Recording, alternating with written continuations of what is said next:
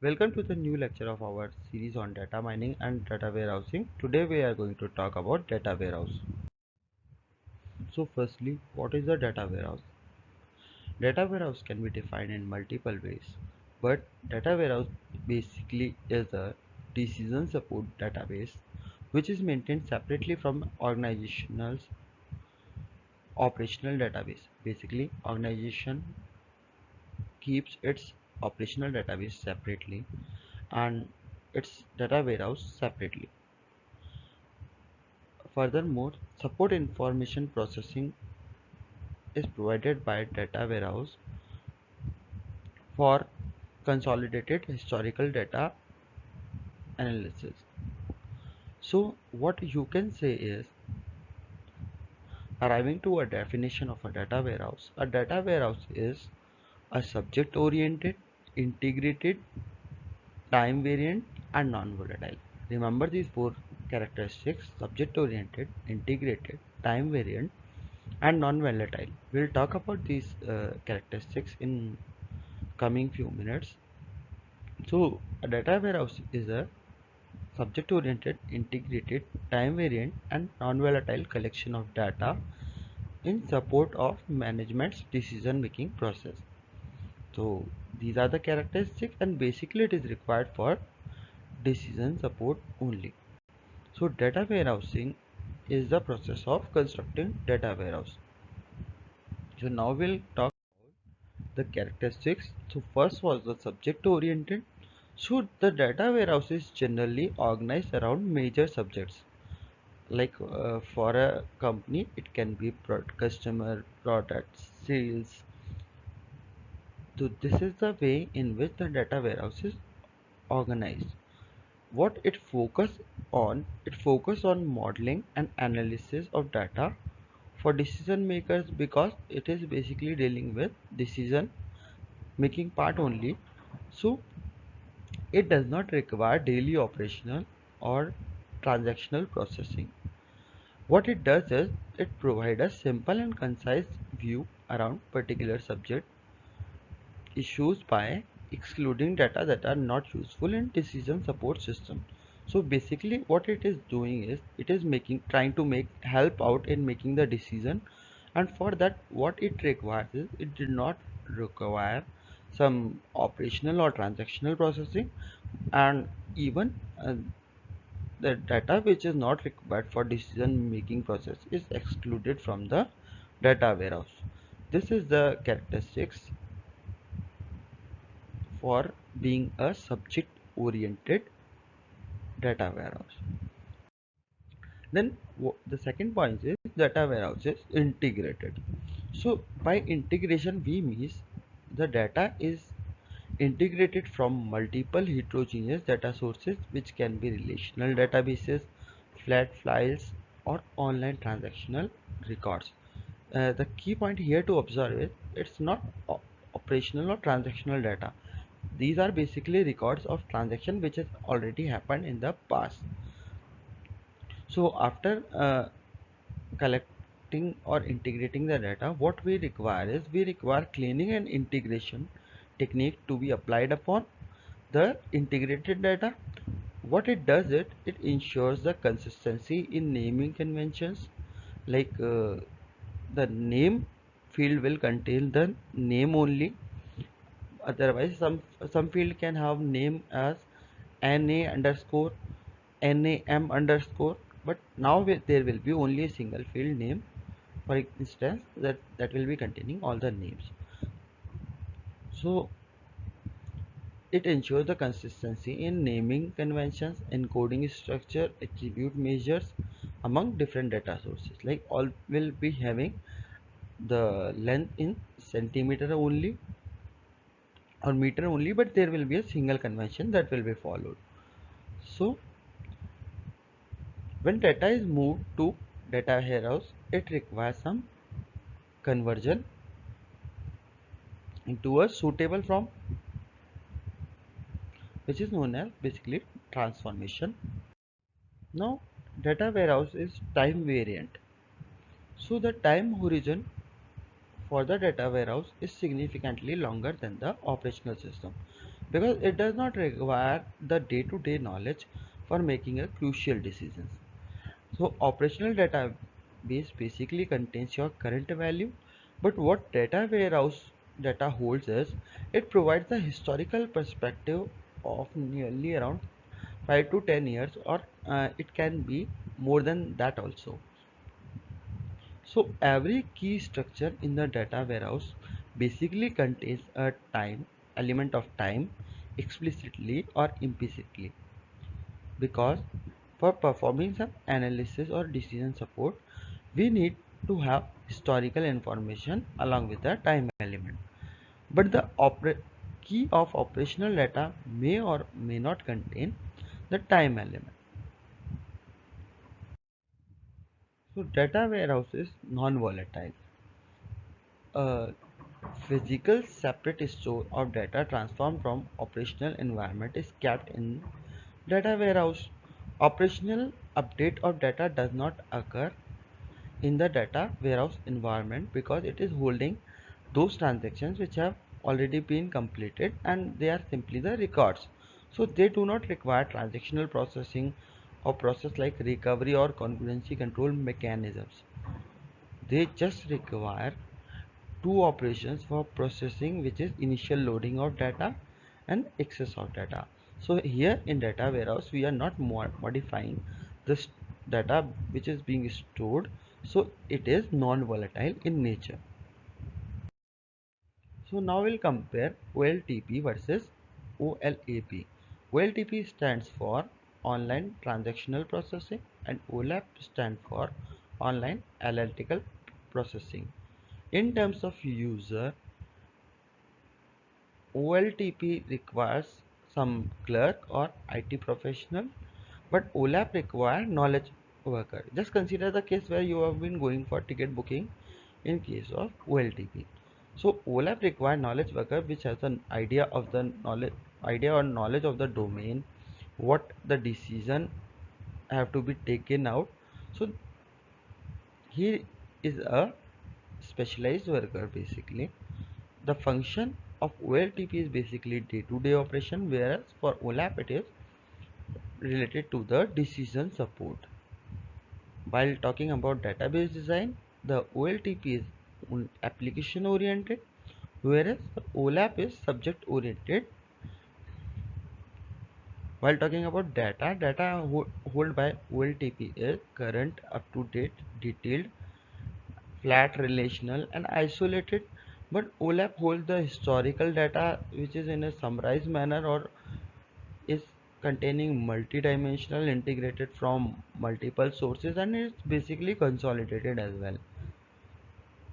So usage of OLTP is repetitive while OLAP is ad hoc. Repetitive because multiple users are there which are trying to make the transactions in OLTP. So access required is read write on index hash or primary key, while OLAP only requires scans after once the data is being inserted in the data warehouse. So number of records in OLTP can be in tens, hundreds, but while in OLAP they will be in millions. So users of the OLTP will be around thousands or millions, but OLAP only has specific limited users which can be only be in hundreds. While talking about the size of the database, the size of the OLTP database can extend up to GBs, but for OLAP it will be around in TBs or PBs. So metric for calculation is in OLTP is transaction throughput, efficiency of being handling the transaction and performing it, while in OLAP it's query throughput and response because it is related to decision only. So why we are maintaining a separate data warehouse? If you look at the performance of both systems, DBM is tuned for OLTP. We require access methods, indexing, concurrency control, recovery mechanism, which is not in the case of a data warehouse, where we just require complex OLAP queries with a multidimensional view for consolidation of the data. So different functions and different data. The point here is decision support system requires historical data which operational DBMS do not maintain. So what happens is we need somewhere where we can store the data which is not typically maintained. Furthermore, the consolidation part or the aggregation or the summarization of data from heterogeneous source can't be done on OLTP and the different sources typically use inconsistent representation which need to be reconciled in at a particular place. Therefore, we require a separate data house. There can further be multiple OLAP analysis which can be done on relational databases, but some complex computation require a separate base where all the data is integrated and kept in historically. So we require a separate warehouse. This is a multi-tiered architecture of a data warehouse where there are multiple data sources. Then there is the data from the sources is extracted, transformed, loaded, and refreshed to a data warehouse. What it does is it basically extracts the data, transform it, load it, and refresh it. So this data is stored in data warehouse, which is further transferred to OLAP server for your analysis, query, reports, and data mining. So the four typical tier can be data sources, data storage, OLAP engine, and front-end tools. There are basically three data warehouse models. First is enterprise warehouse, which collects all the information about subjects spanning to the entire organization. Then we saw in our figure data mart. So a data mart is basically a subset of corporate wide data that is of value to a specific or a limited group of users. Its scope is very specific and only selected groups require data mart, and it can be independent or dependent on the warehouse, a data mart basically. And there is a virtual warehouse. Virtual warehouse is basically a set of views over our operational databases. So what we are doing is we are just making views over operational databases, and only it is possible to summary views. Not all views can be prepared, and there are only limited possible summary views which can be materialized. Now we'll talk about what we studied in extraction, transformation, and loading. So data extraction. Extraction refers to getting the data from the multiple heterogeneous and external sources into the warehouse. While the data comes, there might be some errors for which we require data cleaning, which can detect error in the data and rectify them whenever possible. Then come transformation. While extracting the data from multiple sources, there is a requirement of transformation. Just consider the date formats, like there should be a uniform date format. So this all is done in data transformation, where we convert data from legacy or host format to warehouse format. Then what we do is we load the data into data warehouse, which requires sorting, summarizing, consolidating, computing views, checking integrities, and building indices and partitions. Finally, there is a step refresh, which is required for propagating the update from the data sources to the data warehouse. Now we are going to talk about metadata repository. So what is metadata? Metadata is basically the data of your data warehouse. Basically it is holding the structure or that algorithms or what how the data will be stored, and it basically gives the attributes of the data. So metadata is data defining warehouse objects. It basically stores the description of the structure, dealing with like schemas, views, dimensions, hierarchies, and all. Then there is operational metadata, which is related to data lineage, history of migrated data and transformation path, how the data has changed over drastically. Then the currency of data, which is like whether it is active, archived, or purged. Further monitoring information like the statistics or error reports or the trails. It is all operational metadata.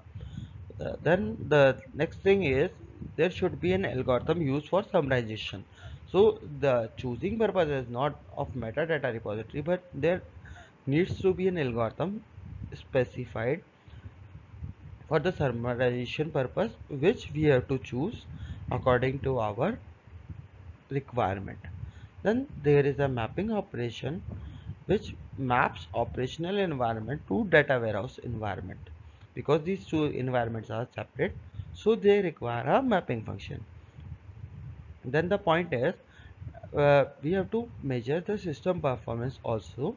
So we need data related to system performance also, which can be like warehouse schema, view and derived data definitions. Furthermore, there is business data, which is basically business terms and definitions, ownership of data, charging policy. All these data, who has access to what, these all come into business data. So metadata repository basically holds these type of information. So I hope you are getting what data warehouse is and what are its characteristics. So kindly go through the same in with your textbooks and let me know if you face any query at utsav@gwca.ac.in. Thank you and keep studying.